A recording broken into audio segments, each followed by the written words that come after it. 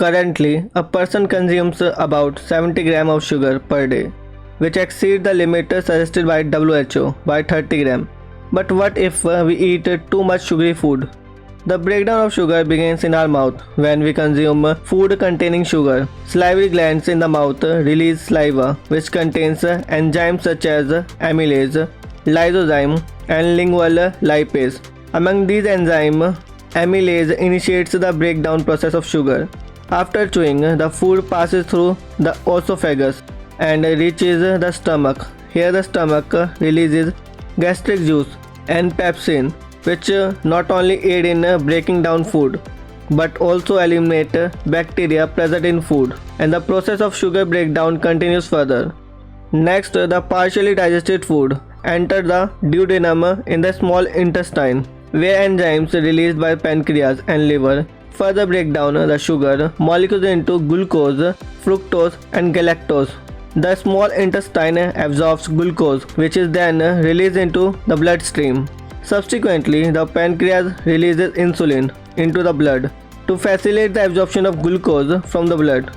This absorbed glucose is then taken up by various cells in the body, where it contributes to the production of ATP, providing energy for the cells. If we consume a large amount of sugar, the body's initial response is to store the excess sugar present in the blood as glycogen in the liver. The liver can store approximately 100 grams of glycogen. If there is still an elevated sugar level in the blood, the body will also store it in the muscles, where about 400 grams of glycogen can be stored. However, continued excessive sugar intake can lead to insulin resistance in the body's cell, causing them to stop absorbing insulin. As a result, the pancreas begins producing insulin in large quantities, putting a strain on the pancreas and eventually reducing insulin production. This insulin resistant and decreased insulin production contribute to the development of type 2 diabetes. In response to excess sugar, the liver converts it into fatty acids through lipogenesis.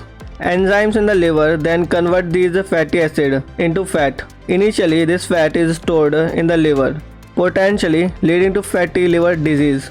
However, as the excess fat accumulates, it begins to store in other parts of the body, such as abdomen and thighs, leading to weight gain. If you still continue to eat sugary food, fatty acids will combine with glycerol to form triglycerides. These triglycerides circulate in your blood, and over time the fat may start to deposit in the arteries, increasing the risk of a heart attack. Additionally, when triglycerides mix with lipids, it can lead to inflammation in the arteries, potentially causing damage. This inflammation may contribute to the formation of blood clots on the arterial wall, leading to the complete blockage of the artery and subsequent stopping heart function. Support the mission of making our scientific knowledge accessible to everyone by sharing this video, like the video, and subscribe to this channel. So see you in the next video. Bye bye.